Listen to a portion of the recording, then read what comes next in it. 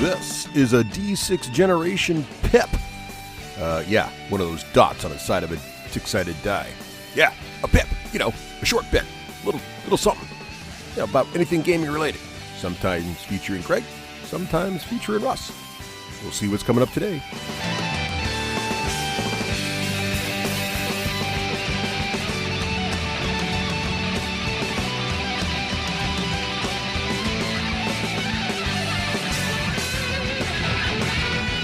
Hey, welcome back. It's time for another pip. Hey, we are now in the super advanced mobile recording studio. It just keeps getting better and better. Yeah, now we have lavalier mics. Yeah. They're clip-on. They are lavalier mics. Yeah. That's so these are technical industry term. We look like we're in a studio, or perhaps like in a newsroom, or maybe at a play. Or like this. Yep. So the reason we got these is because we think we're going to try recording while we play games in the near future. That is coming up. But not today. But we did think it would be fun. Craig and I literally just got out of our favorite Mexican restaurant. Indeed. La Carreta, which we enjoy after a fine evening of gaming. If we're not going for sushi and hibachi. Sometimes you have to have sushi. Sometimes you got to switch it out. We don't like to stick with one culture. We like to be culinary. Actually, no, we stick with two. We do stick with two. It's either Japanese or Mexican. Although Italian is great too, but that's really not in the rotation because there's no real good place around here. There isn't a close one, so it's kind of tricky. But anyway. But there's one great hibachi sushi and one amazing Mexican. So in recent pips, not that you care about. Why are we talking about what we're eating? Well, I thought so. Originally, I thought it would be cool to talk about. Craig and I have this seasonal thing. Yes. Where what we do is we get into a miniature war game, we buy like crazy, get all the stuff, we paint like crazy, and then we do a big event, usually at a con. Yep. Captain Con. We just had Adepticon. You heard us talk about our Song of Ice and Fire event at Adepticon. Yep. And then we put all that stuff away and we never see it again. So I thought it'd be fun. Initially, I thought we should do a pip on what miniature games we're starting to target next. Yeah. But then Craig and I played another game. So here's the interesting thing. After Adepticon, we've now played 2 additional Song of Ice and Fire games. Yep. In 2 weeks. And what totally happened accidentally was we started a narrative campaign. It was awesome. Completely by accident. So what happened was, a couple things. One, I think it'd be fun so we thought maybe it'd be fun to talk about the narrative campaign. Yes. One, it's just always fun to talk about stories. Yep. 2, I've always found when I hear other people talk about their stories, I get inspired to do one. It doesn't have to be Song of Ice and Fire. It can be any campaign you want. Yeah, absolutely. What was really fun about this was how much options there were to make a cool story out of a random event. Yep. So one of the things we've talked about in the past in the show, pretty much since episode 1 or 2, is how important it is for good miniature games to have missions built right into the game system. Absolutely. And yes, you can make your own missions up, but what ends up happening is it's kind of like most of D&D books is fluff. It just inspires you. Right. And so after we got back from Adepticon, in preparation for Adepticon, we've been playing missions that we either knew or pretty much straight up missions because we knew we're going to have high model count, wanted to keep it relatively simple. We should say I think there's 5, and they don't call them missions, and I've always been annoyed by this until now. I'm actually thinking that what they say play modes. Yes. Is what they say. And I think that works better than missions for a variety of reasons. But so we're talking about A Song of Ice and Fire. We were playing all of the game modes except for, and they're all named after the book, so that's cool. We weren't playing Storm of Swords because that was a siege We needed mission. castle walls. And it comes with cardboard, like flat 2-dimensional cardboard nobody walls. wants that. But nobody wants that. So years ago, I had bought 2 IMEX castles. Never put them together. They ended up in the attic, actually, the last time I did a big purge of the pub.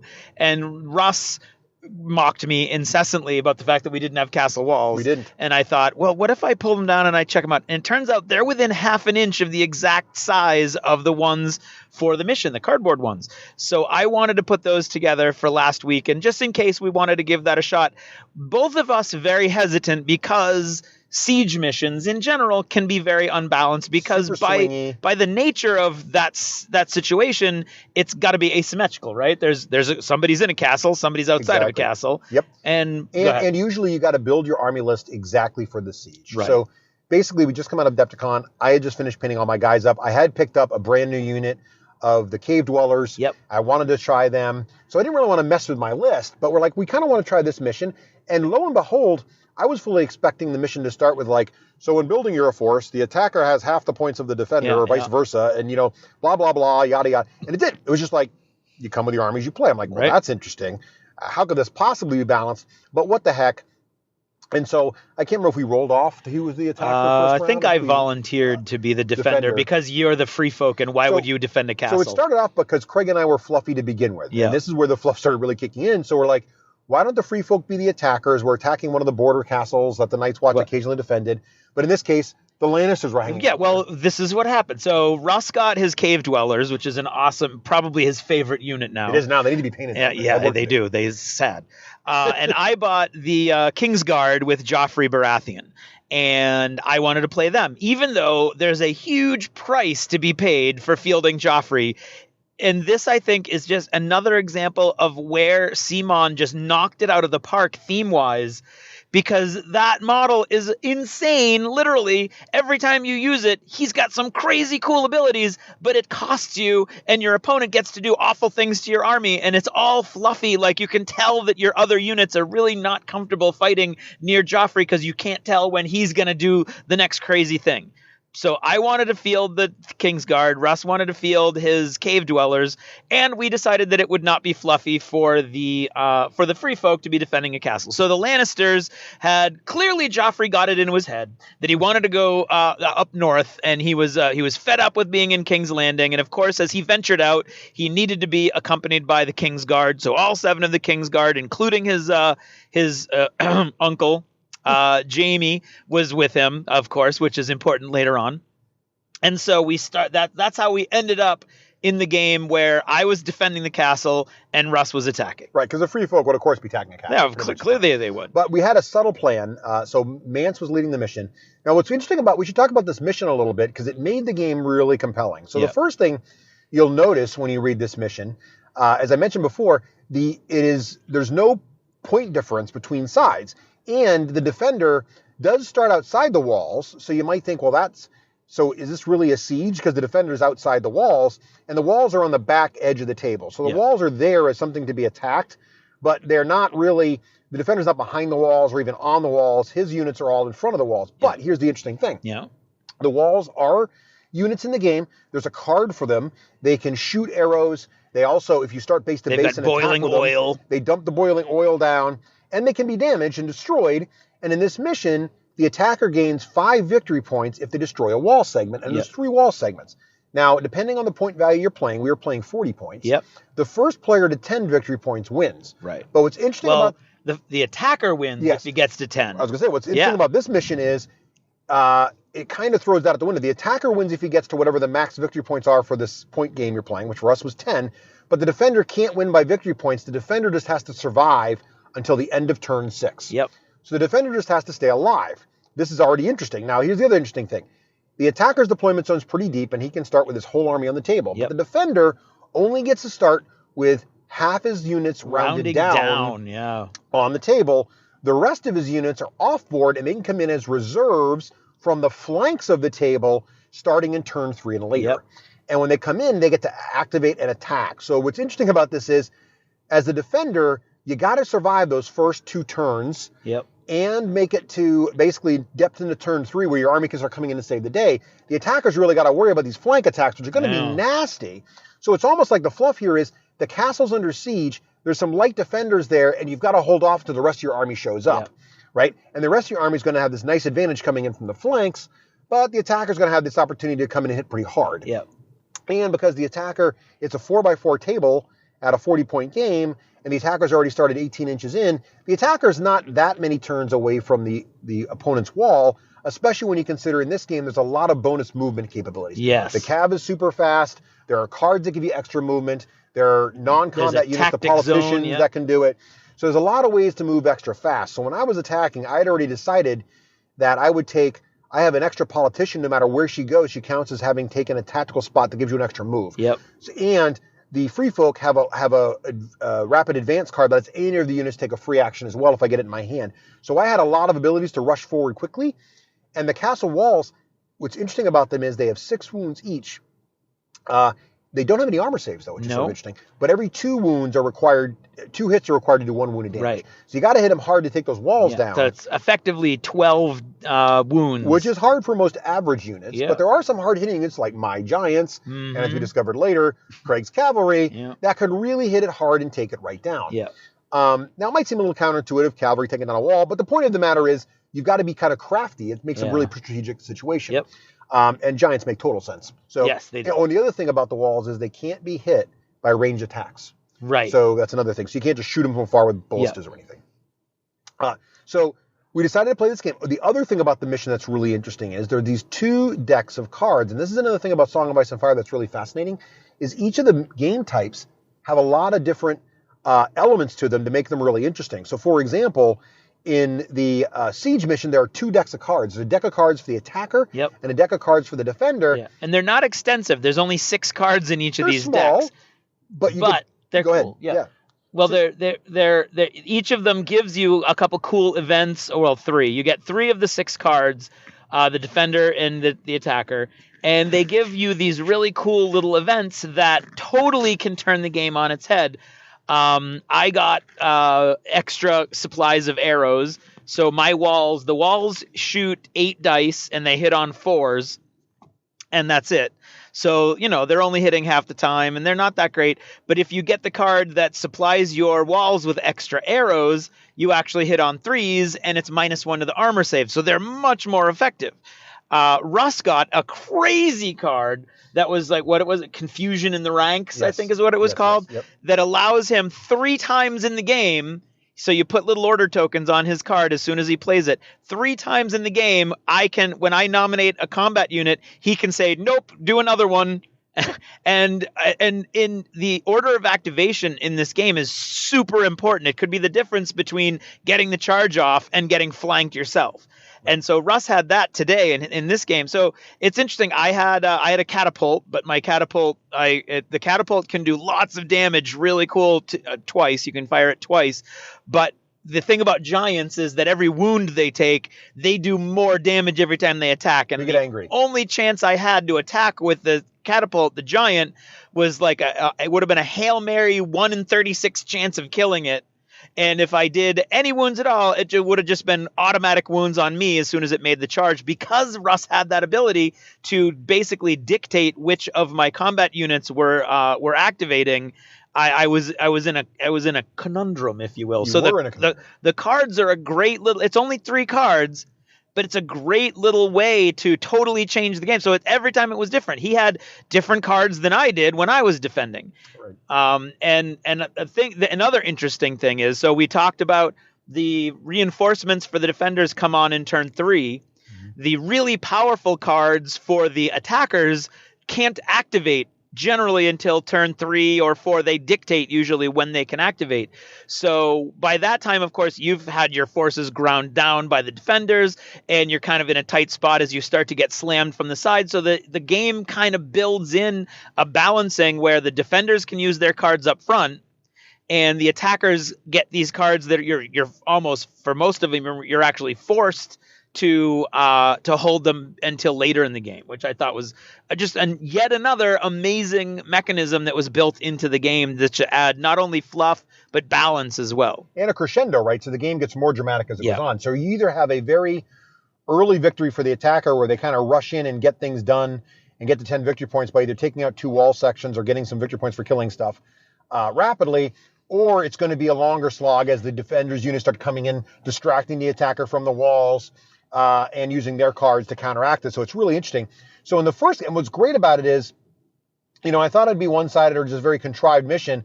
We played it the first time last week. I was the attacker, ended up going for the full 6 turns. There was a moment where I had one of my giants made it to the wall early, crushed one of this wall sections.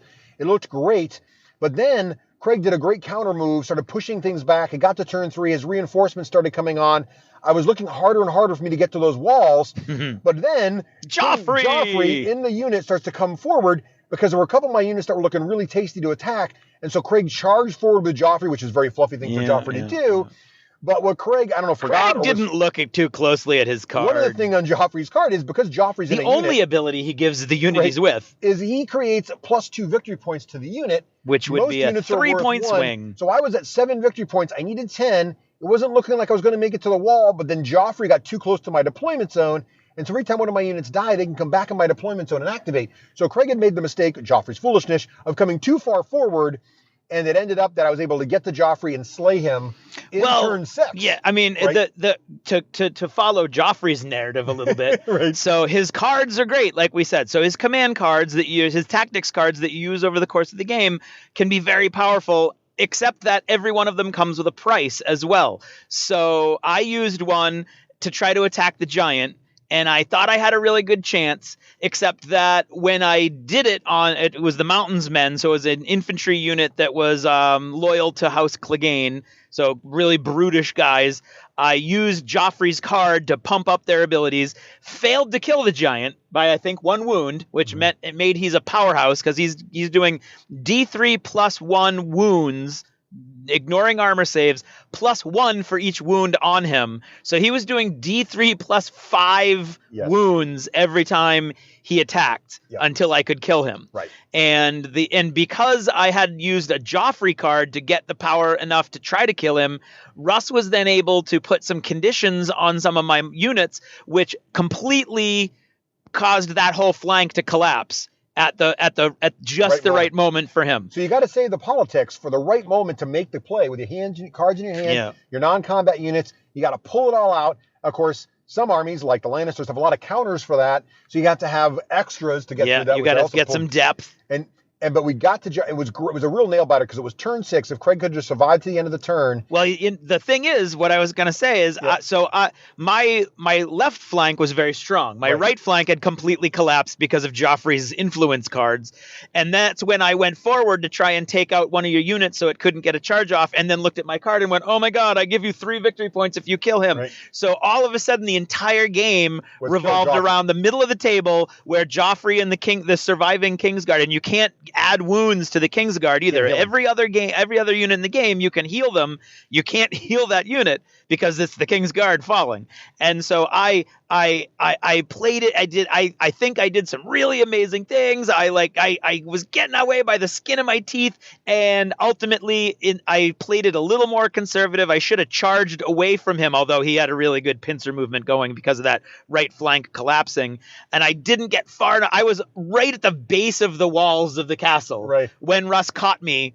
And with a double charge move because he's got a bunch of these maneuver abilities, and thus he killed. Right, the way we decided, we captured Joffrey right at the foot of the walls of the keep. You can imagine the story that unfolded, right? So I was focused on the walls 100%, and all of a sudden, mid to late game, Craig pushes forward with Joffrey, and you can imagine the cry from the north: "The king's in the field! The boy king's in the field!" And so all of a sudden, you can just hear Mance Raider's mind going, "Get the boy! Think of the things we could do with that little lad." So we went everything we did to get to the boy, screw the walls, which was perfectly fluffy, but also made sense for the victory conditions. Yep. And we managed to, what we decided was capture Joffrey. Yes. And so victory went to in game 1, victory went to the free folk. Now, the interesting thing was at the start of the game, even before all the cool story part happened, we were like, I don't know, this game we weren't really sure which side was going to have the advantage. It kind of felt hard for the attacker or for the defender to survive all 6 turns, but then at the same time, killing Castle Wall seemed really, really hard, and getting across the table seemed really, really hard. And we're like, what we should do? This week we should play me attack you, and then next week we'll reverse it. Yeah. So the end of the game comes, and Craig's like, I don't know if the Lannisters can hit the walls as well as you can, and you've got a lot of speed. And I was like, well, here's the cool fluffy part now. We've got Joffrey, right? All of the people who've sworn allegiance to the Westeros have to be trying to help here. The Night's Watch would want the castle back because it's an important castle. Yep. The Starks would want it back because they have fealty to the Lannisters. No, they don't have fealty to the Lannisters. They would want Joffrey so that they could have him as a pawn game piece. Right? Yeah. And then, of course, the Lannisters want him back because Cersei'd want him back, and some of them want him back.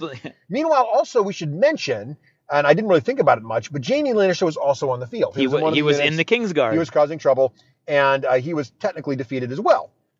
So I didn't think much more about this.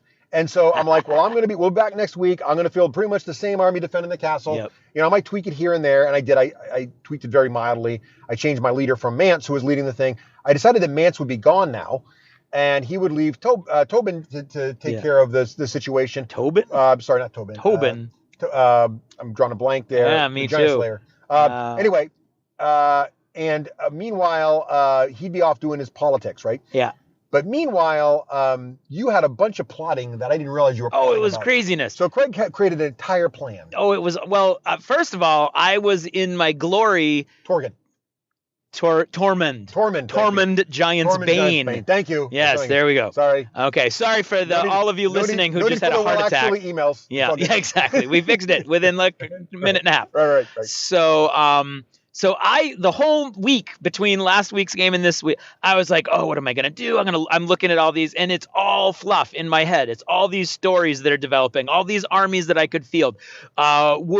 Would Tywin Lannister send Roose Bolton north to try to recapture the thing with his son?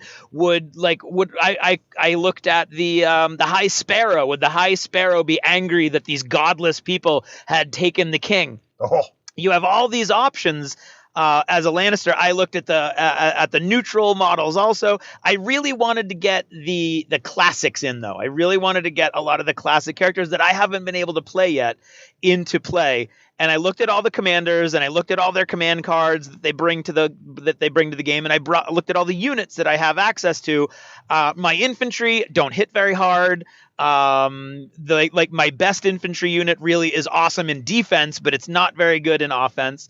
And so I was agonizing over this, and I thought, oh, you know what would work is cavalry. I've got one cavalry unit for the Lannisters, but then I also have the flayed men, and the flayed men are the most expensive unit in the entire game right now. They're 10 points for 4 cavalry models.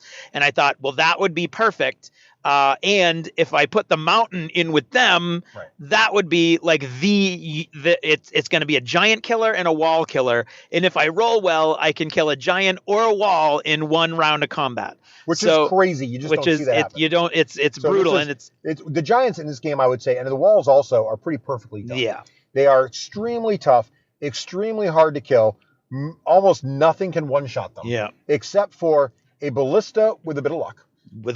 Or something like the mountain, which makes sense. The mountain, but not the mountain alone. Right. It has to be. The mountain by himself. Although the mountain alone could do it. He did, because you don't. In the first game. Did he one-shot him? He shot one shot at a wounded giant. Right. He did. And then the Kingsguard killed the other giant. Right. But then they just came back because of the mission. Right. So what I came up with there's an awesome model that you get. I think it's in, no, it's not in Lannister Heroes 2. It might be in Lannister Heroes 1, or it might just be still Kickstarter only. It's the maimed Jaime model of him after his sword hand's been cut off. Right.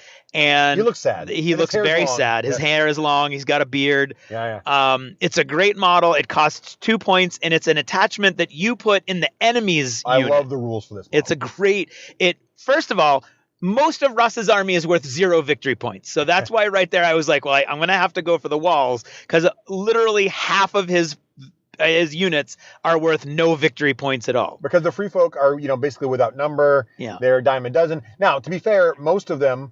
the ones that are 0 points are not very powerful unless they're overwhelming the enemy. So if there's 2 or more of them on a unit, then they get all kinds of They become reasonably good. Yeah. But without 2 or more, they're pretty much just a road bump. Right. So what Jaime the Maimed Hostage is his name.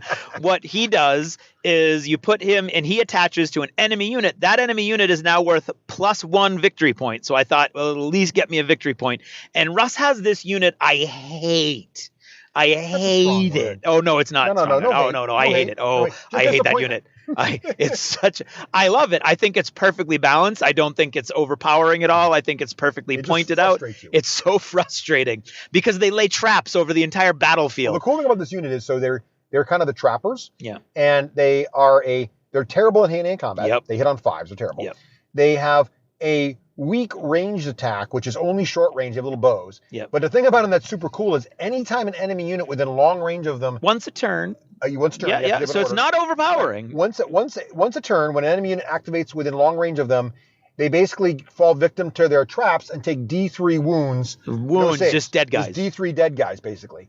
So... very nasty. It would be nasty against giants. And it makes it harder to charge. There's they do a lot of... slow you down. So basically you're falling into little traps. So the idea behind these guys is what I've been doing with them is putting them kind of in the center of the board. In the middle of the board. So and I usually try to hide them behind something. It's like a 24-inch zone. So it's this 24-inch bubble of I don't want to move. Then I only have one of these guys. You could take 2, which would be really annoying. Then cover the entire middle of the board. But the problem is I don't know that it makes a lot of sense to do that because they they really aren't very. Once they get hit, they just die. Right. I mean, they're, Yes. they're not very. But anyway, so Craig hates this unit. Yes. The other thing about him that makes him not so great is their leadership is an 8. Yes. Which means on 2 and dice. their armor is a 6. So whenever you make a panic check, you roll 2 dice.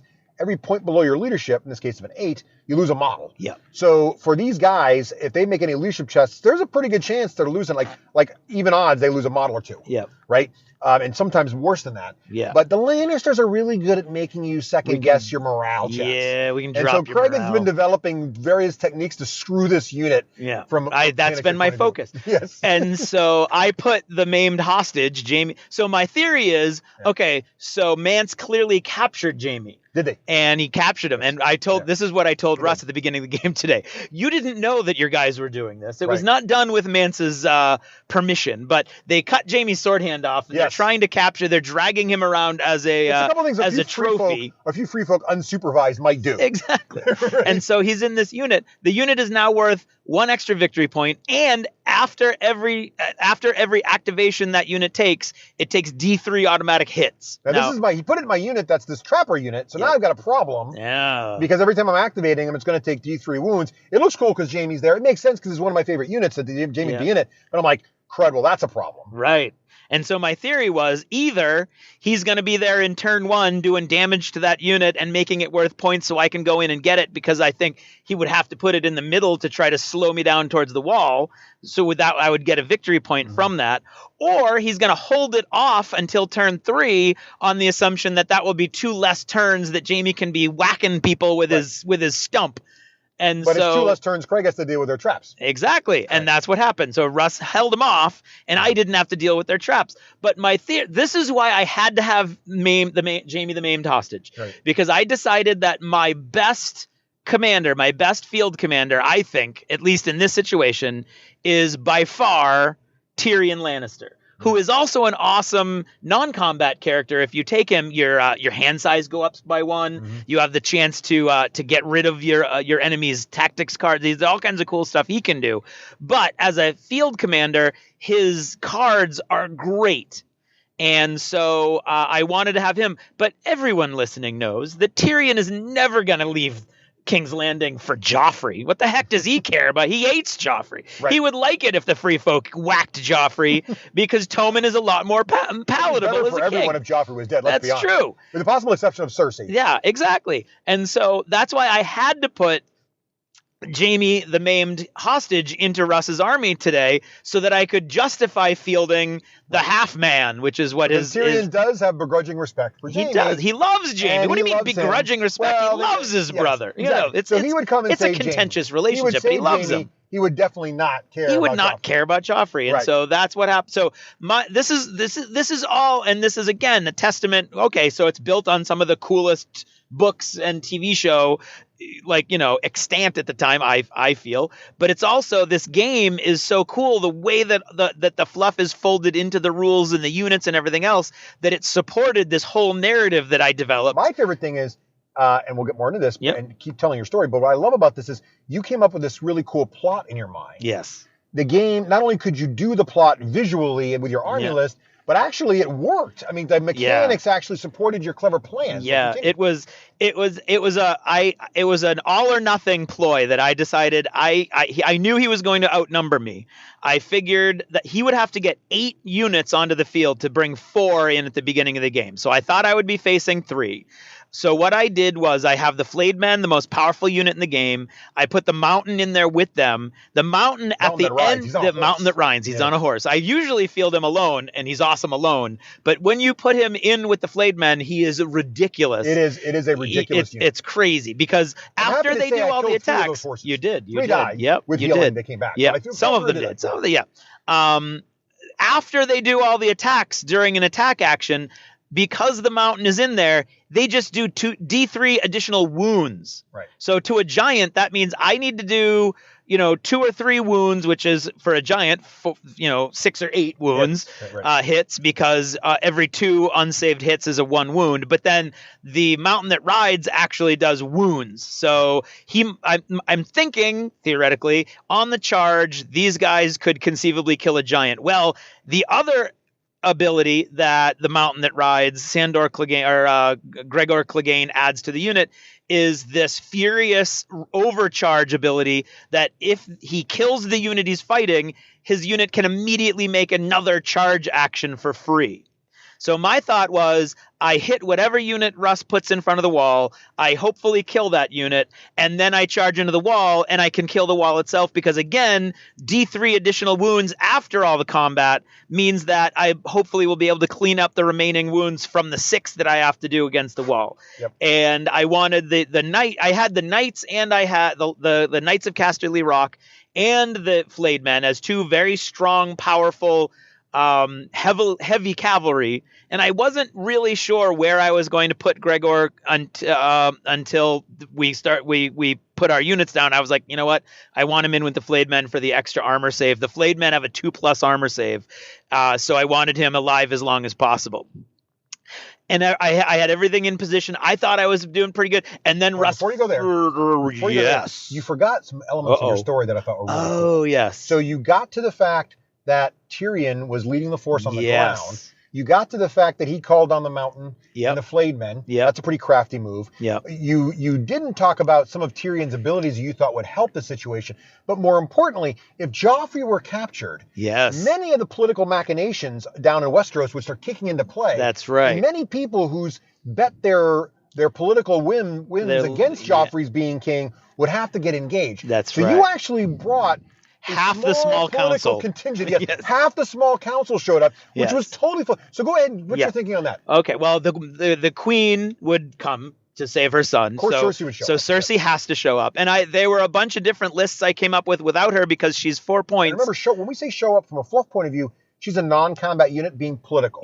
So she's pulling the string. She's not on the battlefield. She's in King's Landing. She's probably back in King's Landing with the rest of the small council doing whatever it takes to make this successful. Exactly. So, and Pycelle is a Lannister creature. So Pycelle is only 3 points. So in most of the lists that I was coming up with, I had Cersei and Pycelle. But I really wanted to get the spider in there. Okay. I really wanted to get Varys in. He's a neutral model. He can go to anybody except for the free folk. And he has this great ability where he can shut down other non-combat models' abilities to either interact with the tactics board or their own special powers. And I knew Russ was going to take the Wildling Princess, who gives these free move actions no matter where she ends up on the board.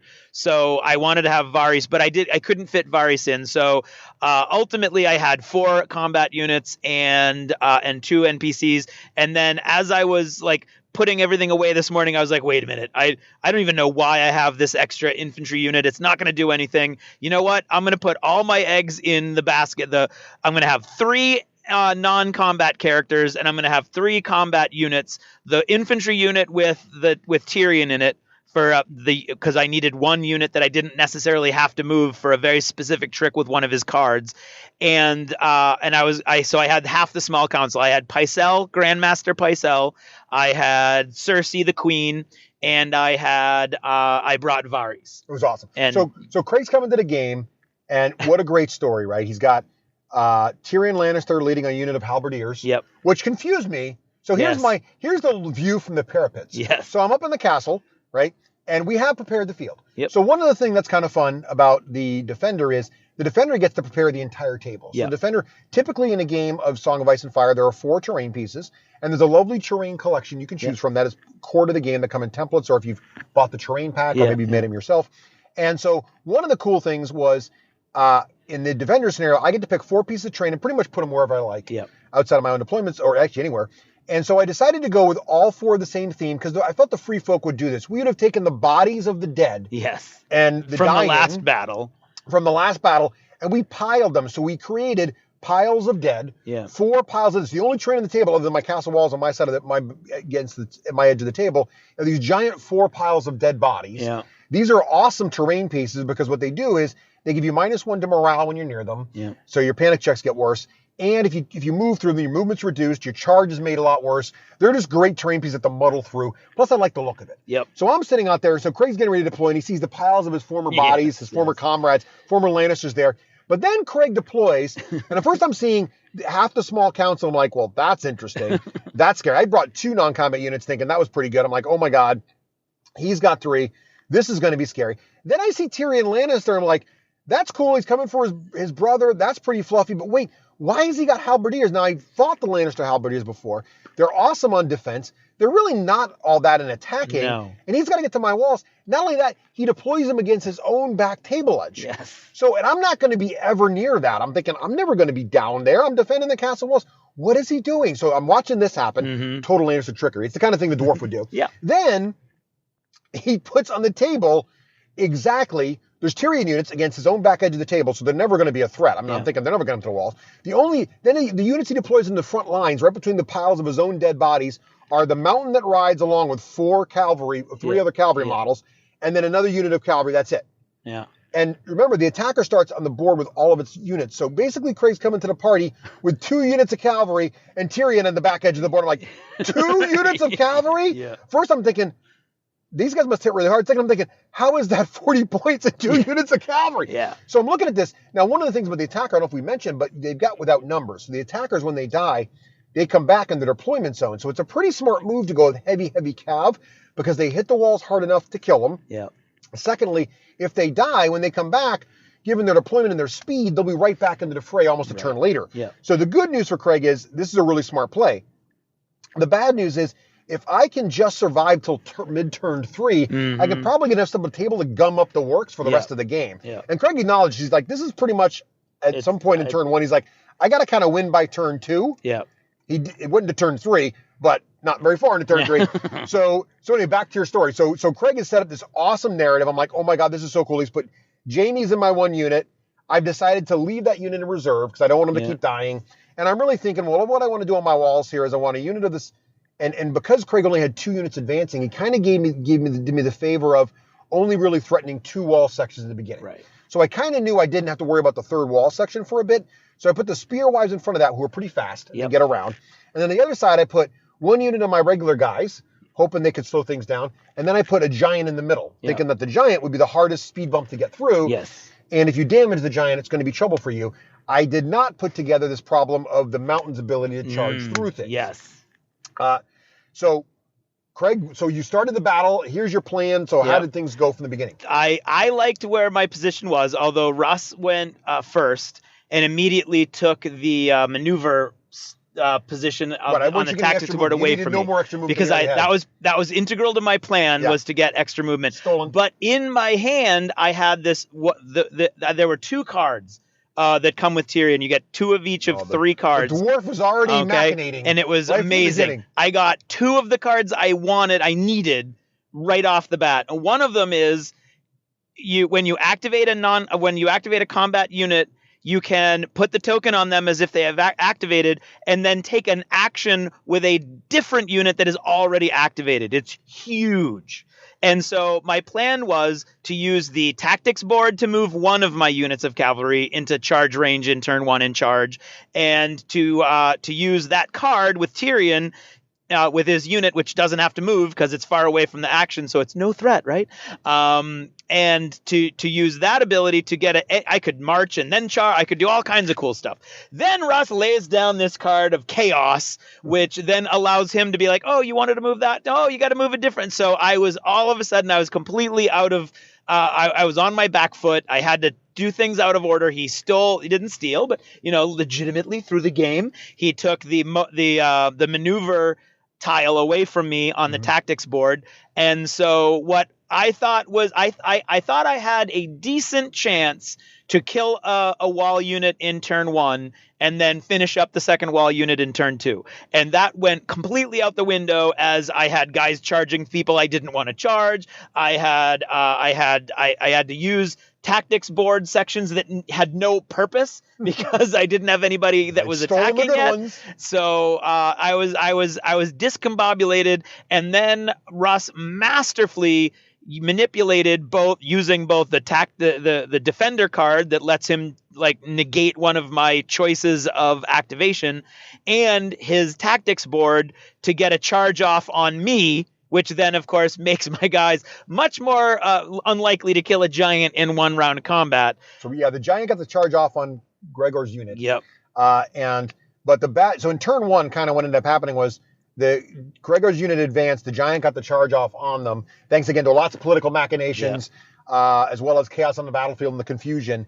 And what's great about this is what I think, Craig and I talked about this afterwards, the cards for the attacker and defender make the siege game never quite the same twice. Right. Because Craig had completely different defender cards than I had, and he also had different attacker cards than I had, and it changed the tone. So he didn't know about this chaos card. Nope. And so he had this perfect plan that should have pretty much worked out of the box. Yep.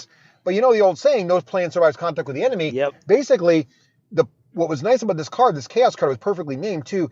It counteracted the player's perfect knowledge of the battlefield. Yep. I mean, clearly as players, we know exactly so many in this game does that. Right. That's So it's like one of the many things I love. His plan basically went off as he expected, but not quite in the as easily as expected. No. Where the giant kind of got the jump on him, and Gregor didn't die, but one of his units took a wound. But don't worry, Craig had some healing, so one of the horses came back. Meanwhile, on the left flank, he really wanted to punch that unit and hit the wall in turn one. He hit the unit, killed the unit, but didn't get to the wall. No. So in turn one, he sort of like got the unit, but the wall was still safe.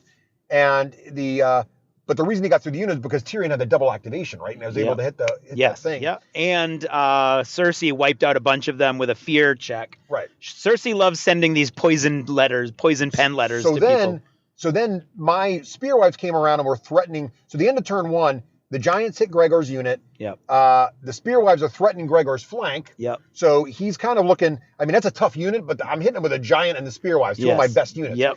Meanwhile, though, on the other side, Craig has killed that one unit and that wall's looking vulnerable. Yep. And my walls can activate. So my walls are shooting arrows, trying to stop things, but doing only marginal damage. Right. That's the end of turn one. So Craig at this point is like, man, I really needed to win in turn two, and I'm not sure it's going to happen. Nope.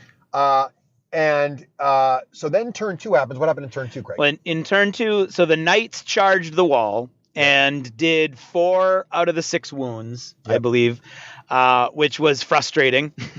And so then the real cat and mouse was Russ's ability to negate me choosing units to go, and his trapping the flayed men in the middle of the field. And I did not have another one of those cards that would have allowed me to use Tyrion to activate a unit a second time, but Russ didn't know I didn't have that card, so he was kind of trying to play it cagey and limit my ability to do that if I could.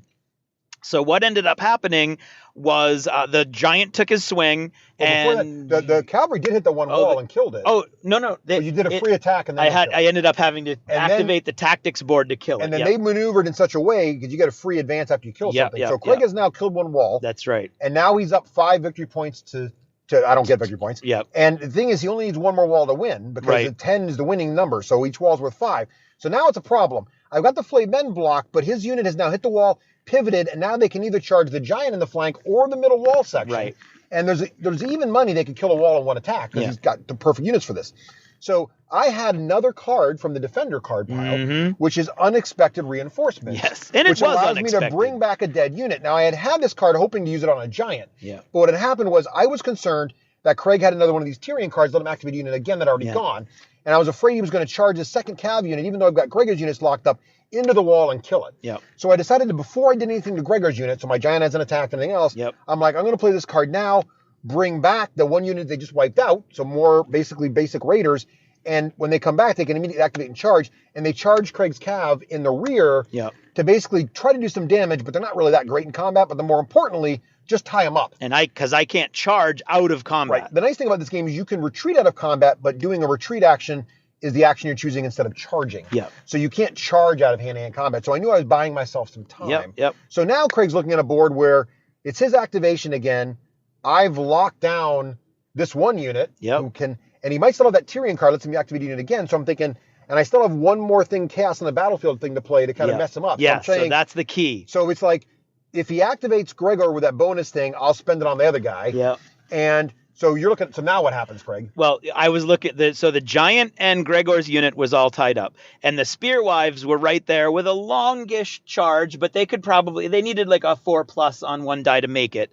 And so I looked at the board and I was like, he's gonna make me choose a different unit if I choose the flayed men, but you know what? I have to do it. So I said, I'm going to activate the flayed men, and Russ went into like super overthink mode and sat down in a chair and went into the thinker pose. I really wanted to stop this move. He's like, I've only got one token left to do this, and in my head I was like, please don't, because I didn't know what I would have had to activate Tyrion's unit, which then would have told Russ that I didn't have that card, right? Because you need to keep that unit unactivated to use that card.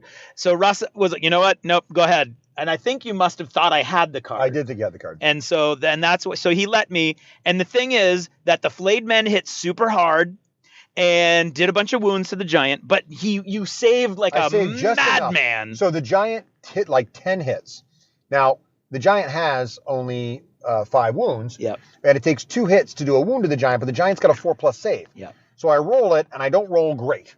So I end up. You did roll. Oh, I did roll great, but I still took 4 wounds. No, you did 2. You took 2 wounds. 2 wounds, right? And so I'm like, okay, here we go. I only took 2 wounds, but then I forgot. Gregor does D3 wounds automatically. So I'm like, here we go. I get 2. Right. So he's got 1 wound left on the giant. So for the moment, I'm like, I did it. Yep. Right. Yep. And now I'm like, well, now I'll just activate a free attack with a giant or something from the tactics we board. forgot. And I was getting ready, and I had this card that's a free folk standard card, which basically is after one of your units gets attacked, if there's another unit within long range, it can charge the unit that just attacked you for free. So the spearwives were in charge range of Gregor's unit. So I felt like I was in my head, the little trumpets of possible victory are playing in my head, because my head I'm like, well, the horses are tied up for this turn, right? And it's turn 2. Turn 3, I guess I'll bring in reinforcements. Yep. If I can cripple Gregor's unit here before they get to the wall, even if he gets to the wall, I won't do much damage to it, and then the reinforcements will be here, and I'll have a chance. Yep. So I'm like, well, the giant survived, thank God. I'm about to play the card for the free charge for the spearwives. In fact, you did. I did. We went back and forth. Craig's got a counter card from Tyrion. He rolls. He fails to counter, but then he's got another counter card. He rolls. He successfully counters it. I'm like, aha, I got the same card again. He's like, screw you, I can't stop it. But then he's like, oh, wait, we forgot to do the panic check on the giant. Now, the giant has great leadership. Yes. So the giant's leadership, so the way panic checks work is you roll your leadership check, as we mentioned, and you roll on 2 dice. And if for every point less than your leadership, you take a wound. Yeah. The giant's only got 1 wound left, but the good news is the giant's leadership is 4+. Yep. So basically on 2 dice, if I can roll a 4 or better, I'm fine. Now there was a negative modifier. But the negative is, and the reason that I remembered is because the flayed men give you a -2 to your leadership. So now, and I've only got 1 wound left, right? So now I need to get a 6 or better. And this is after we played out all this. We didn't roll the charge yet for the spearwives, but this is like... We're like, crap, well, let's just roll this real quick and be on with it. Something exactly. is 4+. Yeah, the Giants have never failed a leadership test in the entire time we've been playing. And I roll a natural 3. Yeah. So even if he hadn't had the -2, I would have died. But the -2 just sealed the deal. It was just, So now what happens is, so I'm getting ready to charge with the spearwives, and Greg's like, well, you better take it back because you're not going to like this. I'm like, what? So the giant dies. Yeah. I actually thought it was amazing. Yeah. So the giant dies, but then Craig's original plan jumps into fruition because the spearwives hadn't. If only the spearwives had charged already, would have been this would be fine. But I was delaying. I was hoping for that free charge. I was playing my cards. I'm like, if I don't activate the spearwives, I have to get a free charge because I'm afraid and then they get to charge again. It'll be awesome. So I'm like, in my head, I've played out like 6 chess moves ahead, which is why I was sitting and thinking. So then Craig's like, okay, but this just happened. The giant's dead. So take your cards back. We'll undo all that. I'm like, that's totally cool. Makes sense. This is really cool.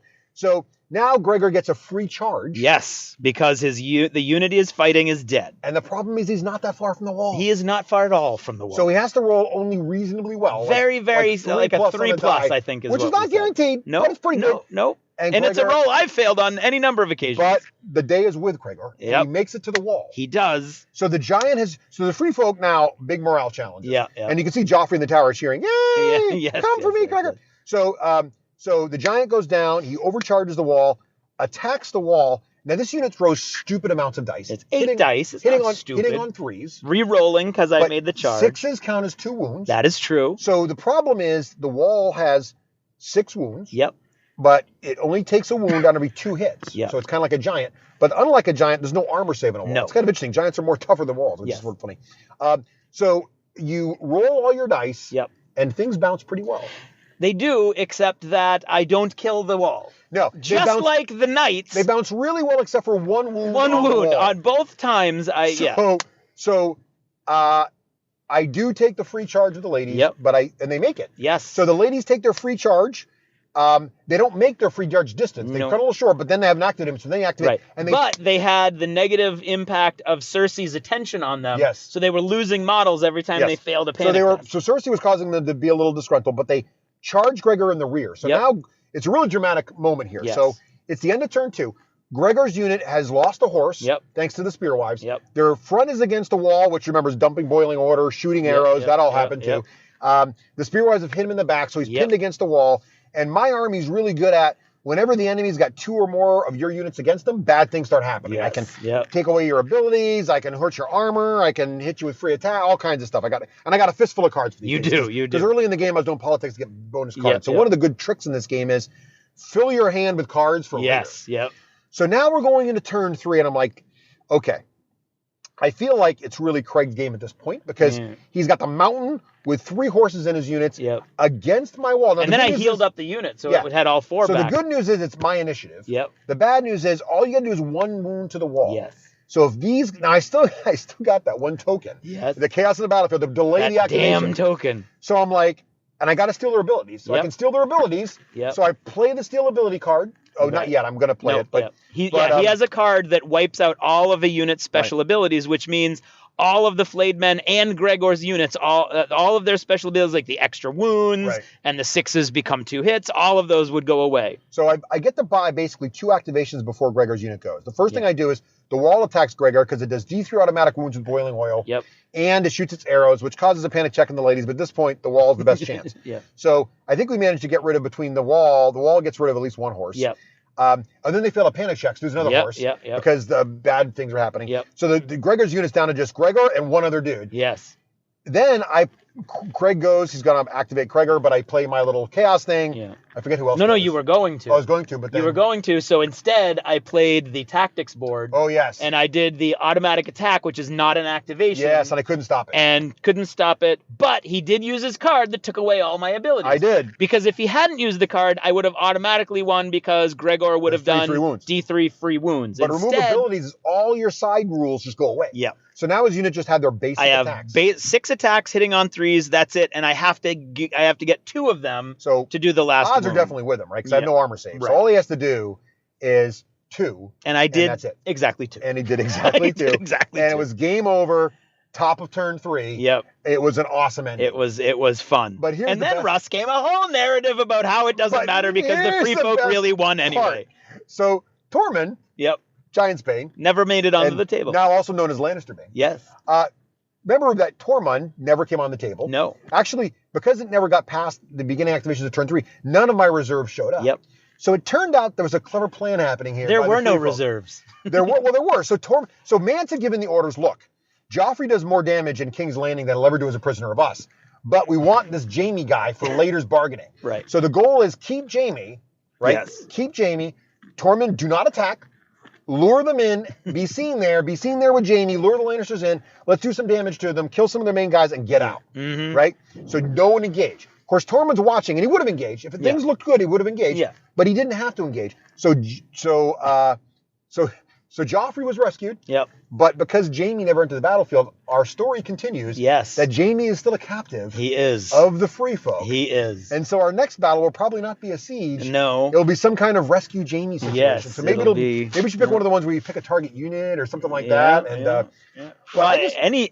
because of the elegance of the system, any mission we play, I put that model in that unit. That unit is more expensive to you. It's more victory points to me, and the narrative continues. So we're just creating a really fun narrative campaign, sort of ad hoc, based on what happens.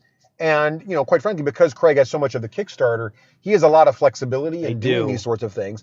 But even my thing with deciding Mance wouldn't be there and Tormund would, and Craster was sort of in the background. It was just it felt really cool. Yeah. And I really liked. I just really felt cool about the story, and I can't wait for our next game to see what happens next. You know what we should do, Russ? Yes. You know what we've not done? What's that? We have not. Well, first of all, we haven't done an actual review of any game in a long time. Right. And we haven't reviewed this game. We haven't reviewed this game at all. Oh my God, we should totally do that. We should do an good old fashioned D6G full on length, review, like with the bullets. Maybe it's an hour and a half. Who even knows how long? I don't know. Maybe an hour. Okay. All right. Well, great. Well, Craig, I couldn't have been more pleased. No, it was so much fun. Game. And, I have never seen anyone so happy to lose as Russ when he came up with his narrative about how it really wasn't losing. It was totally great. What I think was great was that you lost that first game, and I think you had a blast. I had a blast. Recoming with this. And here's the best part. I think what was really cool was you came up with a super interesting narrative. I mean, yes, you could argue that the force was custom designed for this mission. Yes, it was. But it also, wouldn't that be what would happen? Yes. If the Free Folk had captured the king, right? But also, you created this thing, and it worked. Like, it worked. And I felt like, even though I lost in the top of turn 3, it was a near thing. If the giant would have been. If the giant hadn't fared that initiative, that check, the spear always would have hit the side of the horses. The giant would have gotten his attack with plus it would have been 5 damage. And I don't believe that's what I mean. I had everything in that one basket. And then you can't bring those guys back to the start of the next turn. Right. And your other cavalry was already tied up so they couldn't attack this turn. Yep. And I would have had an entire turn of reserve just coming on the table and clogging up the rest of the board. And that would have been it, I think. And the left was already blocked out. The only way you won was because Joffrey's unit is worth 3 victory points instead of 1. And most of your units are the opposite. They're worth none. So there would not have been that. That's why I knew, like, under normal circumstances with any other opponent, you're going to have an ability to maybe take down one wall section and make up the difference. And against the Free Folk, you couldn't do that. So I felt like this was the only option, was for me to hit fast, hit hard, take down 2 of those wall sections, and because I killed that giant, I did get 11 points instead of 10, but there was no way for me to make up that deficit without killing walls. So it was nerve-wracking for me looking at that unit, Gregor's unit of flayed men, surrounded, the spearwives on one side, the giant right in front of them, knowing I had to somehow break out of that. And it all came down to that one leadership test. If you had not failed that panic test, I agree. It would have been a totally different game, and it would have been uphill all the way. I would have been depending on the tactics board, actually, and panic checks and things like that. I would have been doing my best to use. I mean, there would have still been avenues, which is another amazing thing about this game. But it wouldn't have been. I needed to go in fast for the early kill, and it came right down to the wire. Because if I hadn't been able to do it at the beginning of turn 3, you would have had giants coming in with your special maneuvers. They would have been able to attack me in turn 3, and it would have been a totally different game. And we talked about this, right? So, like, what I thought was really interesting was I felt like I had a chance, even though Craig had what I would argue was really interesting was both a fluffy, but also custom-built list to take this mission out. I had a really good chance at winning it. And we also discussed, like, if I were to min-max as the defender, I think the trick there is to take 8 total units, so you start with 4 on the table. Right. Because I think a 4th on the table to play safety between would totally change it. Because one more unit on my side would have made a defense in depth possible against Gregor, so we wouldn't hit the wall again with another unit, and that would have changed the whole situation. So what's neat about this is I don't feel like this mission's exhaustive. I mean, we'll probably play something completely different just to try the other missions, because every mission, what's also interesting, is very, very different. Yeah. But I'm looking forward to it. Because they're modes. Yeah, they're modes. So and they're modes because the reason they're modes is within each mode there are various missions, which is a cool thing. I think we need a full Song of Ice and Fire review. But I also think we should do an episode on games that are calling to us next, because there are some. That is true. It's a very dangerous situation. That is true. It's a dangerous world we live in. It is a very dangerous world. But right now, I could really go for some more Free Folk units. So that's dangerous. Yeah. And I should say, though, in addition to getting my cave dwellers, I also picked up another box of giants. Yeah, a couple extra giants kicking around. Because, quite frankly, at Adepticon, they were basically giving them away. They were giving them away. So I got one at half price. Yep. And so now I can easily get to 50 points. So I think we should play a 50-point battle. That'd be a big where battle. Someone comes to rescue Jamie. Yes, it has to happen. In the heart of the Free Folk area with lots of giants. Yes, indeed. Maybe you got to come all the way back, because we're basically partying. We had to follow you over the wall, I think is what's going to have to happen. And the spearwives are sensing fresh meat. Yes, yes. It's a little fun with Jamie. Well, they're vicious. They're vicious. Excellent.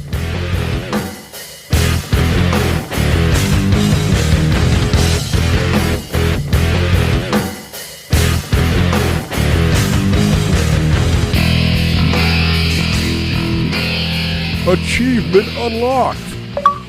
You've made it to the end of another D6 Generation episode, the podcast whose humor has universally been acclaimed as not too horrible. Please let us know what you thought of the show by emailing us at info@thed6generation.com.